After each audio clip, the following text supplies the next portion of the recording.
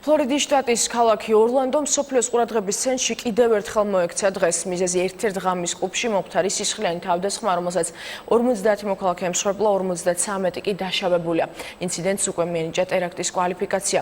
გვეცნობილია 25 წლამდე მამაკაცის ვინაობაც, რომელიც ღამის კლუბში შეიჭრა. გამოძიება გრძელდება. ლათინური მუსიკის საღამო ფლორიდის ერთ-ერთ ღამის კლუბში მასობრივი ხოცვა შლეტვით დასრულდა. ღამის კლუბში, რომელსაც ძირითადად სექსუალური უმცირესობის წარმომადგენლები სტუმრობენ, გვიან ღამით შეიარაღებული 25 წლამდე მამაკაცი შეიჭრა და იქ მყოფ ცეცხლი გაუხსნა. სროლის შედეგად დაიღუპა 50-მდე და დაშავდა 53 ადამიანი. გადარჩენილთა ნაწილმა თავს გაქცევით უშველა. 30-მდე ადამიანი კი თავდამსხმელმა მძევლად დაიყვანა. მისი გაუნებელყოფა ადგილზე მობილიზებულმა სპეცდანიშნულების რაზმმა ორმხრივი სროლის დროს შეძლო.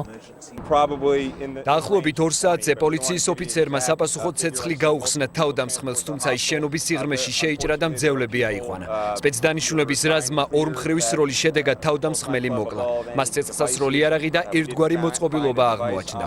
მიმდინარეობს ტერიტორიის შემოწმება. შენობაში დაღუპულთა ცხედრები ასვენია.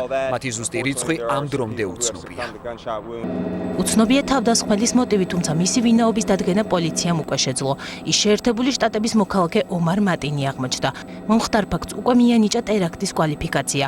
პოლიცია ეჭვობს, რომ თავდასხმელი ექსტრემისტული ისლამის მიმდევარი იყო. თვითმხილველები კი ამ დრომდე შოკირებულ მდგომარეობაში არიან და კლუბში განვითარებული მოვლენების გახსენებას ცდილობენ.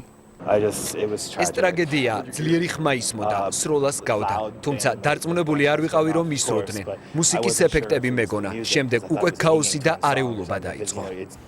მიმდინარე კვირაში ორლანდოში ეს უკვე რიგით მეორე გახმაურებული თავდასხმაა. პარასკევს ამ ქალაქში მომღერალი კრისტინა გრიმი მოკლეს, რომელიც კონცერტის დასრულების შემდეგ თაყვანისმცემლებს ავტოგრაფებს ურიგებდა. მისი მკვლელი 27 წლის კევინ ჯეიმს ლოიბლი აღმოჩნდა, თუმცა პოლიციისთვის თავდასხმის მოტივი ამ დრომდე უცნობი რჩება.